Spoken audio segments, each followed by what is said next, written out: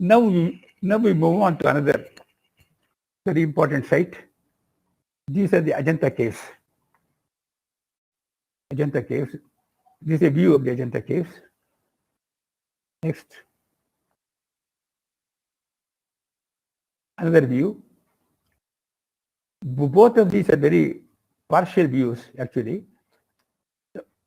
If you see it from a higher position, you can see that beautiful half moon shape of the hill, which is very beautiful to look at.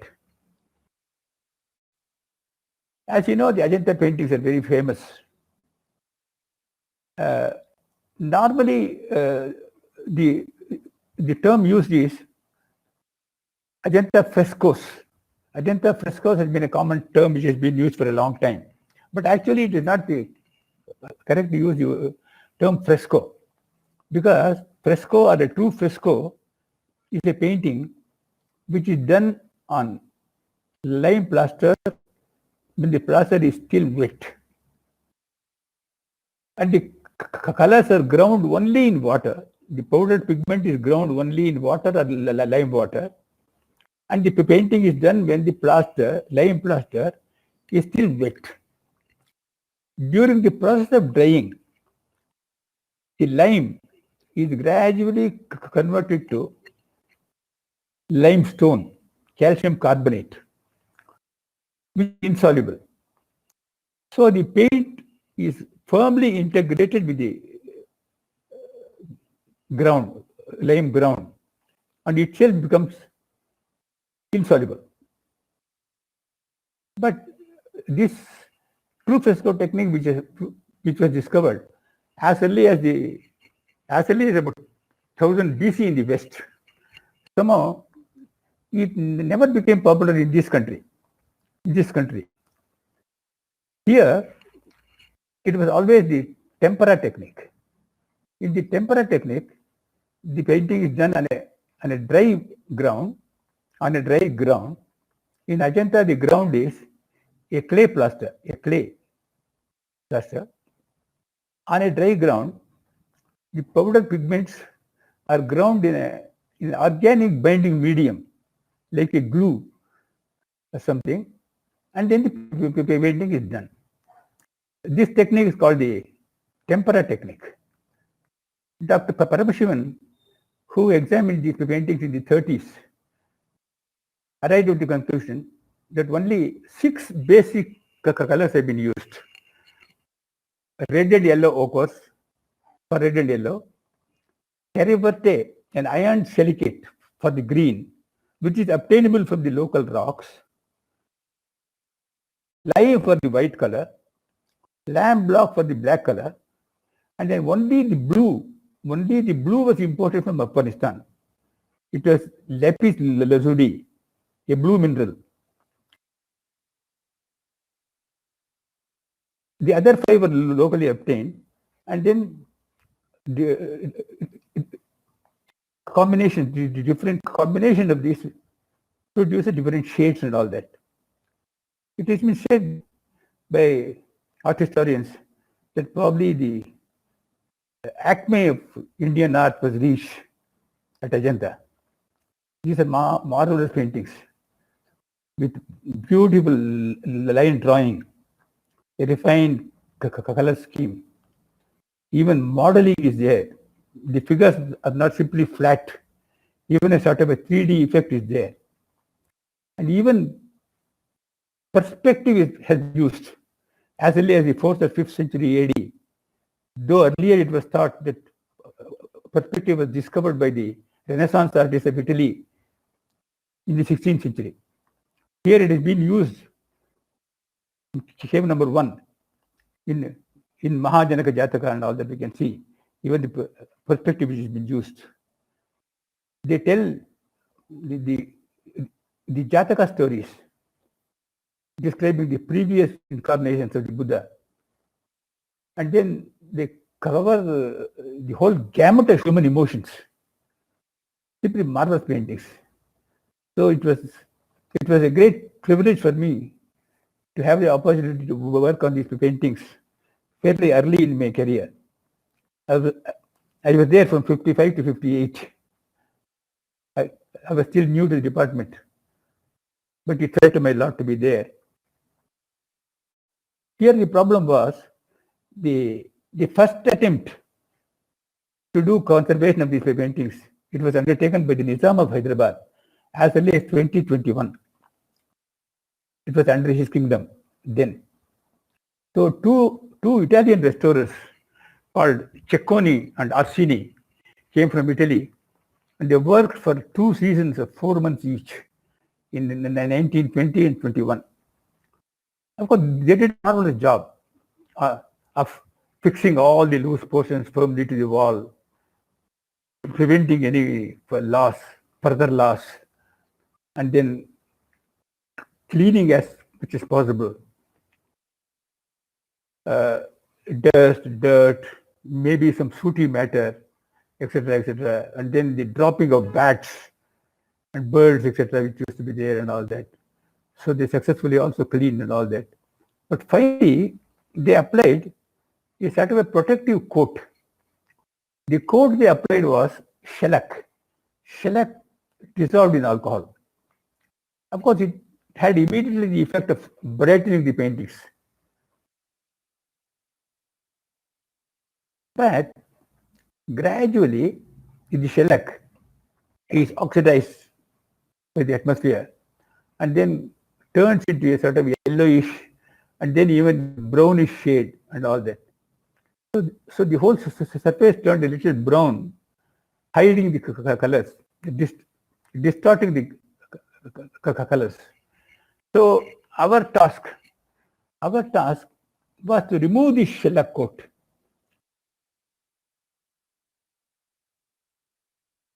This we achieved by using a number of organic solvents. I don't want to go into technical details. Organic solvents, at times mixtures of solvents, to remove the shellac and bring back the painting as much as possible to its original brightness. It was not only the shellac, even from the 1840 and all that. As you know, the Ajanta caves were discovered accidentally. They had been lost to the outside world for almost 1,000 years and rediscovered in 1819 by a group of East India Company soldiers who went there for hunting. So after that, the East India Company sent one major Jill here to clear all the jungle growth and all that, and then carry out any immediate repairs and all that. Later, several artists started descending upon Ajanta to copy the paintings. The earliest one was Lady Herringham in about 1840s. She came. But every artist, and then in the 70s, in the 1870s, it was Griffith of the JJ School of Art, Bombay. So every artist who came here for copying used to apply a varnish coat to brighten the colors so that it will be easy for him to copy. So as a result, even before the application of shellac, several layers of varnish also was there. So our task was to remove all these layers patiently, one by one, with the help of organic solvents. This was indeed a very satisfying job for us. Next slide, please. Some more paintings of Ajanta. Unfortunately, since I have retired from the department long time back, I don't have sets actually to show before after treatment, which would have been very, very effective to show the effect of our work. Unfortunately, I don't have those sets now with me. So I'm just showing some pictures of the paintings. This is the famous Padmapani. This is the famous Bodhisattva Padmapani in cave number 1. A remarkable painting. Next.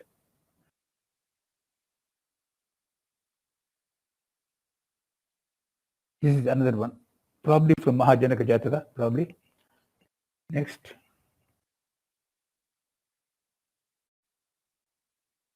Another one, I read the painting.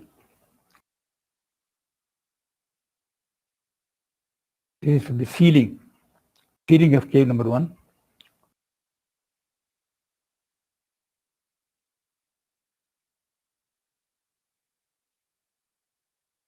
Now I come to another monument. Now I come to another important monument. I was transferred from Ajanta to Lepakshi in 58. This is a late Vijayanagara temple built by two brothers, Veeranna and Virupanna,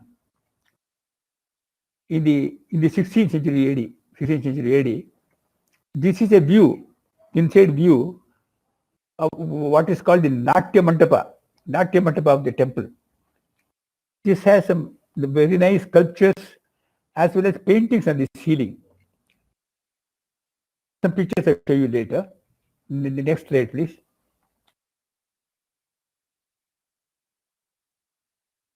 The same temple. This is Nagalinga. This Nagalinga, huge Nagalinga inside the temple. It attracts lots of visitors. Next.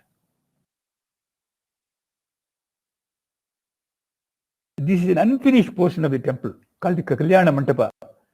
For some reason,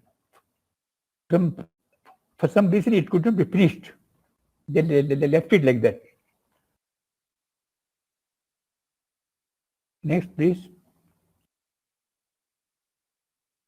This is a stone bull about half a kilometer from the temple, but facing the temple. It has to face the Shivlinga actually. So though it's at a distance, it is facing the temple.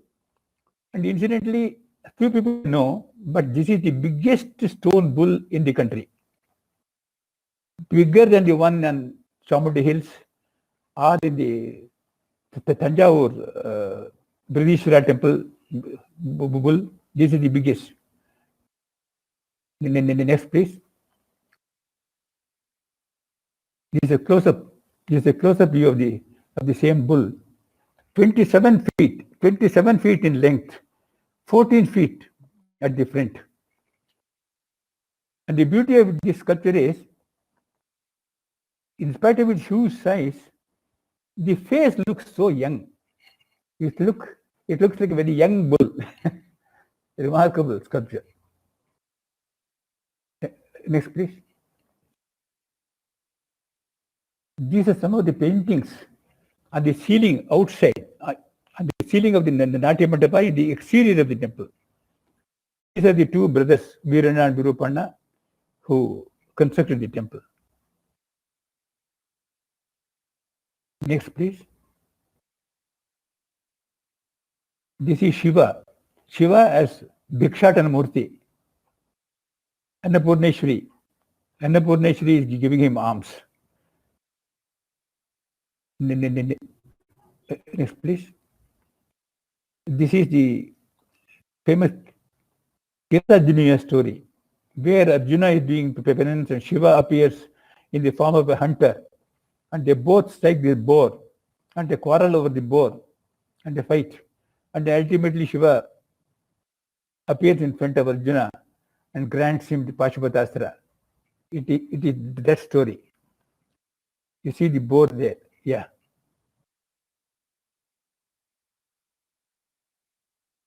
This is another famous story of a Chola king.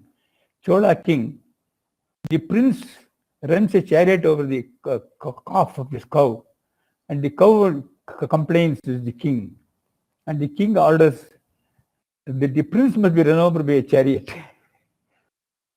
So, and then Shiva himself appears, pleased with his sense of justice and all that, and then brings the calf back to life and all that. It's a beautiful story, but actually it's a Tamil story, but it appearing here in the Andhra country, it reveals how the Vijayanagara Empire had extended also to the Tamil country, and then the interaction between the two cultures was there. this could be taken like that. Yes, in the next, please.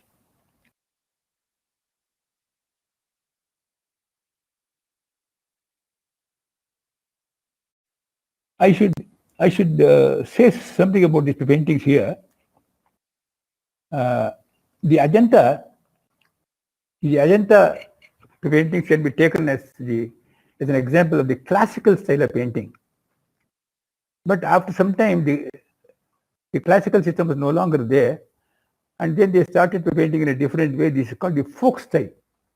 These Lepakshi paintings are all can all be said to be in the folk style. So, and they are very stylized. The Lepakshi paintings are very stylized also. The slightly elongated figures, and then the headdresses, the ornaments, and all have a sort of a typical style. But the important thing I want, this is another on the Natimatapa ceiling. Yeah, Shiva being worshipped. Next, please.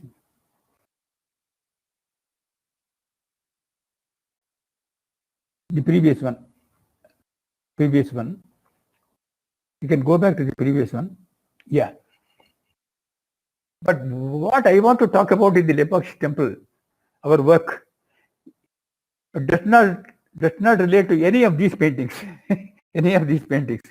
These had been treated by my predecessors as early as 1954.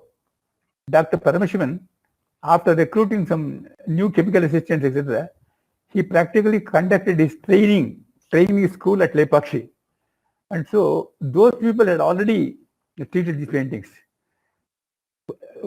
When I came in 1958, I was confronted with a serious problem in the interior of the temple.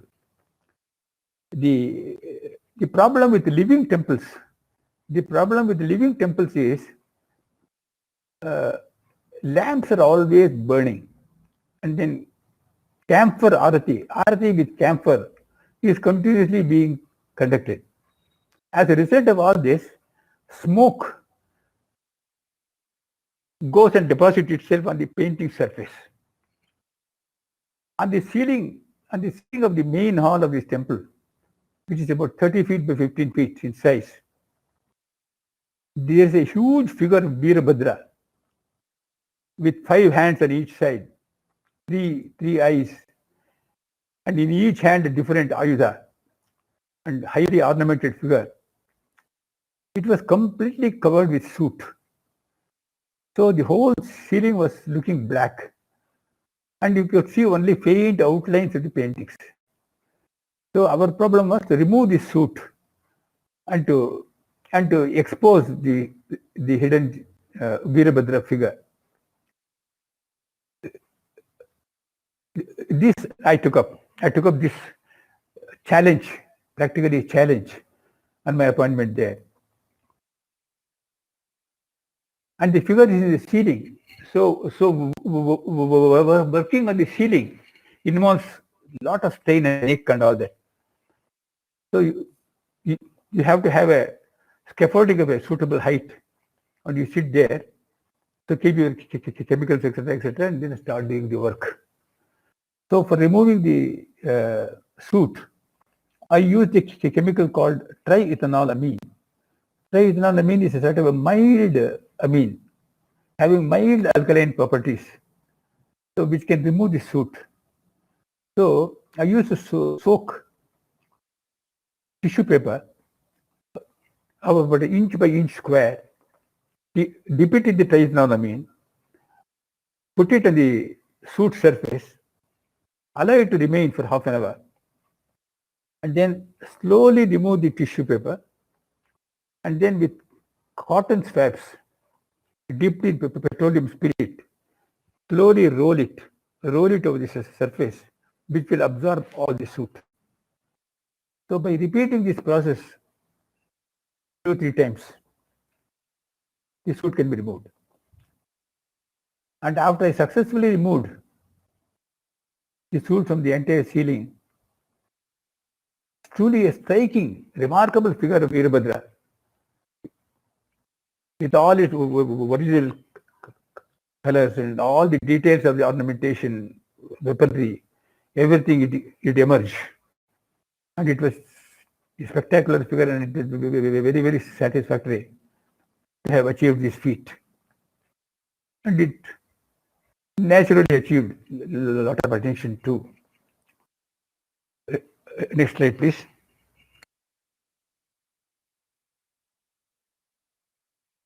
This is the Bridishwara temple, Tanjavur. Next.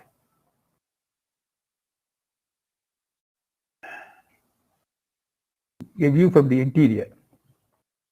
Next. A closer view. The Vimana, no, previous, still, yeah. It's a 212 feet Vimana. You know, the tower over the entrance is called the Gopura, and the tower over the main shrine is called the Vimana. Even in the Kailas temple also we had a Vimana. This is the tallest Vimana, 212 feet in height. This temple also has got some beautiful sculptures, including the 108 Karanas quoted in the Natya Shastra, the dance postures quoted in the Natya Shastra. It is there in the sculptural form in this temple. It has other beautiful sculptures too. But this temple is also noted for its beautiful paintings in the circumambulatory passage around the sanctum, on the walls. Even in the Chola period, probably soon after the construction of the temple, they had been painted in the Chola style. And these Chola paintings of the 11th century AD are probably the last examples of the classical style I referred to earlier. The classical style of Ajanta, they are probably the last examples of the classical style. And then all the later paintings are in the folk style. The Ajanta, the Chola paintings are again noted for their very fine line drawing and refined color scheme, etc. But by about the 16th century, probably already some 400 years had passed. So because of the passage of time and all that, probably some portions of the Chola painting had been lost. So the Nayaka rulers who were there in the 16th century, they thought at that time the concept of preserving old things as they are, which we do today, probably it was not there. It was not there. And they could not stand this sight of the damaged wall and all that. So what they did was they replastered the whole surface and then painted in their own style. So as a result, from the 16th century onwards, on the walls of the temple here, 2 layers of paintings were there. One superb over the other. And the Nayaka painting was in the folk style, slightly sort of a crude drawing and then crude, glaring color scheme and all that.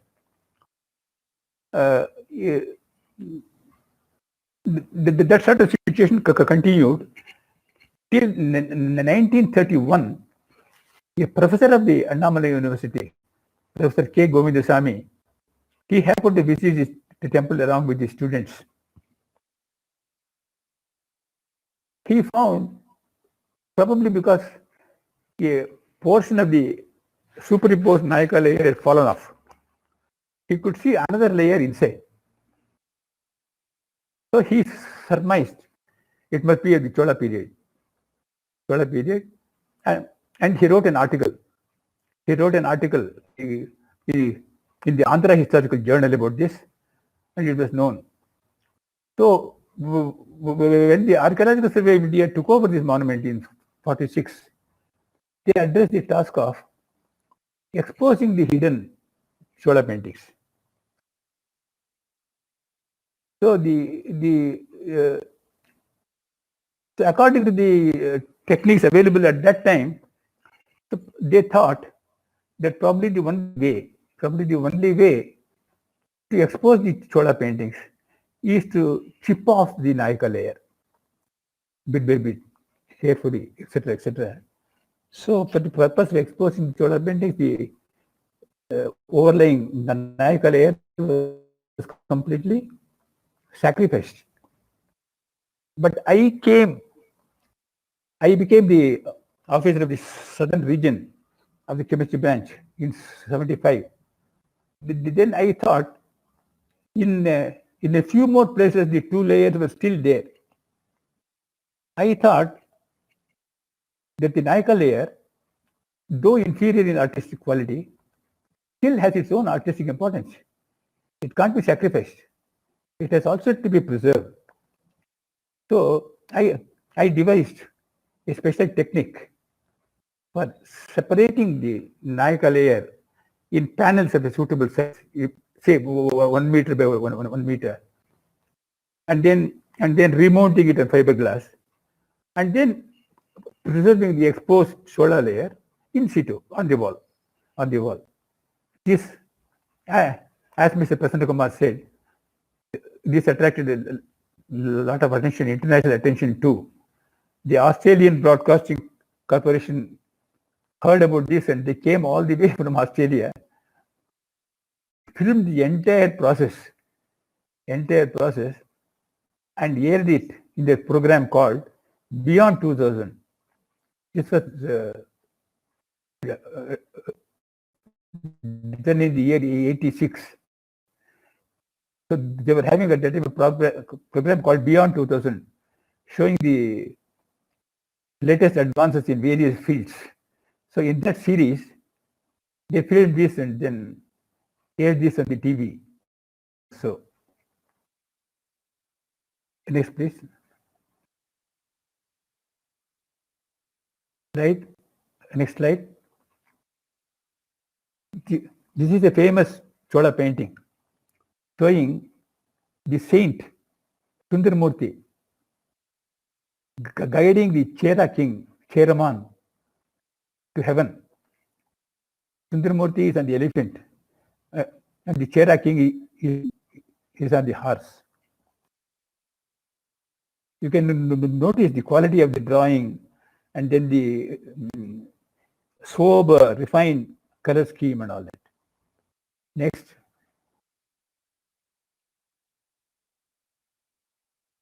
This is Nataraja. This picture is not full actually, because by the side of Nataraja of Chidambaram, Rajaraja himself is standing with three of his queens. That is shown in this picture.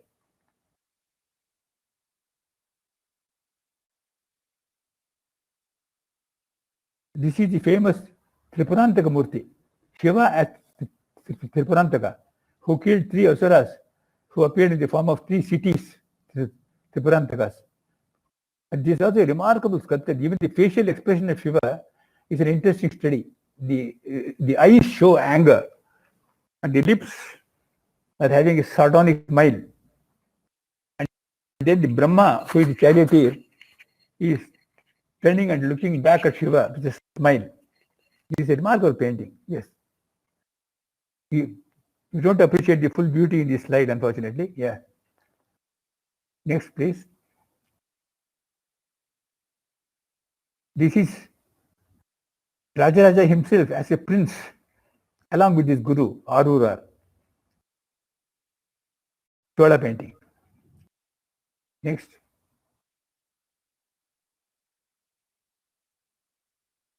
This is the process of separation. A facing of cloth has been applied. So along with the facing, the Nayaka layer is being carefully separated with the help of a chisel, rubber tip chisel, and then ever so carefully, gradually, so as not to cause any harm to the underlying structural layer. This is being separated. Next, please.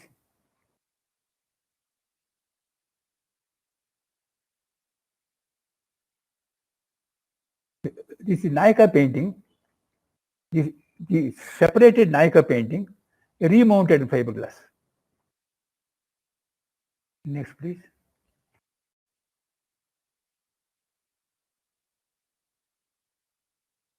Now, it's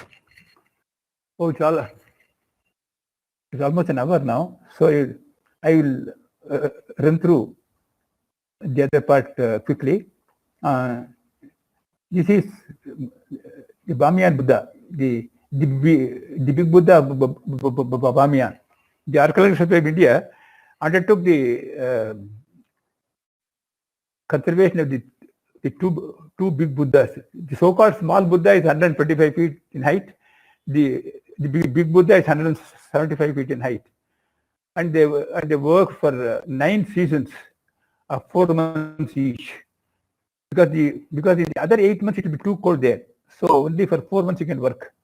So from 69 onwards, from 77, we worked for 9 seasons. Restored the two Buddha images, as well as the paintings on the walls of the niche around the Buddhas. They are also of the 3rd or 4th century AD actually. So we completed the job, and I happened to be the team leader in the final year, 77, when the whole work was completed and the monuments formally handed over to the Afghan government by our then foreign minister, Sri Atal Bihari Vajpayee. Of course, as you all know, unfortunately, these Buddha images have been now destroyed by the Taliban. I wanted to have just a passing reference to this. Next, please. This is the famous Angkor Wat, the biggest Hindu temple in the world. Is it not ironical that the biggest temple in the world is outside India? In 82, we a 9-member team, we visited Angkor Wat and stayed there for 4 months to study it thoroughly and prepare a project report. I was in charge of the part of the chemical present part of the report, which I prepared. Studying this monument, even seeing it once or twice is an awe-inspiring experience. And we were so fortunate that we got the chance to be there for 4 months and study almost every inch of it. Next, please. Another view. Thanks to my friend, Dr. Nagaraj Sharma. Beautiful picture. These are the Apsara figures. A number of Apsara figures are there. Inside, you can imagine the size of the temple. If I say, if you draw a straight line from the eastern gate to the western gate, straight line, that straight line will be 1 mile long. And beautiful sculptures of the Ramayana war, Mahabharata war, and other people, which unfortunately I am not able to see. This is another Apsara figure. Hundreds of Apsara figures, divine the damsels are there. And no two figures is exactly alike. Each one with a different headdress, arms and all that. Next.